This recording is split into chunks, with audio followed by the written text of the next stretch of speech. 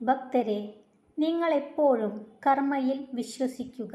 കാരണം കർമ്മയാണ് ഏറ്റവും വലുത്. അതൊരിക്കലും വേർതിരിവുകൾ കാണിക്കില്ല.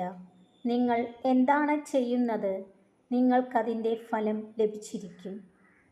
അതിനാൽ ഭക്തരെല്ലാം നല്ല കാര്യങ്ങൾ ചെയ്യാൻ ശ്രമിക്കുക.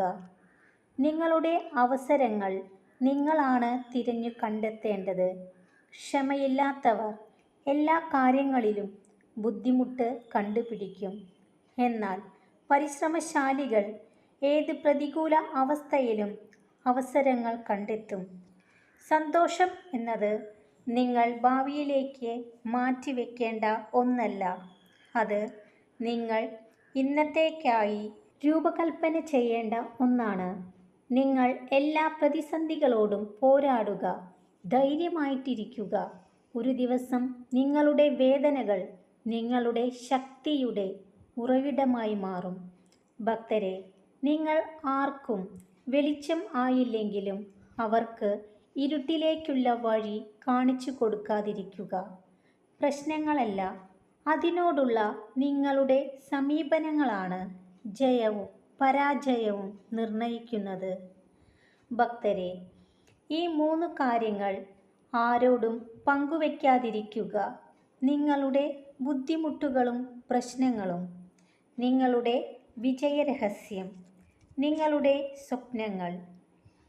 നിങ്ങൾ നിങ്ങളുടെ മനസ്സാക്ഷിക്ക് നിരക്കാത്തതൊന്നും ചെയ്തിട്ടില്ലെന്ന് ഉത്തമ ബോധ്യമുണ്ടെങ്കിൽ മറ്റുള്ളവരുടെ ശത്രുത ഗൗനിക്കേണ്ടതില്ല.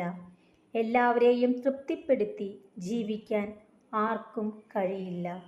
സ്വപ്നം കാണാൻ നിങ്ങൾക്ക് സാധിക്കുമെങ്കിൽ അത് യാഥാർത്ഥ്യമാക്കുവാനും നിങ്ങൾക്ക് സാധിക്കും. അതിനായി ആത്മവിശ്വാസം നഷ്ടപ്പെടുത്താതെ പ്രയത്നിക്കാൻ തയ്യാറാവുക. മറ്റുള്ളവരുടെ കുറ്റങ്ങൾ പറയുന്ന സദസ്സിൽ നിങ്ങൾ ഒരിക്കലും ഇരിക്കരുത്.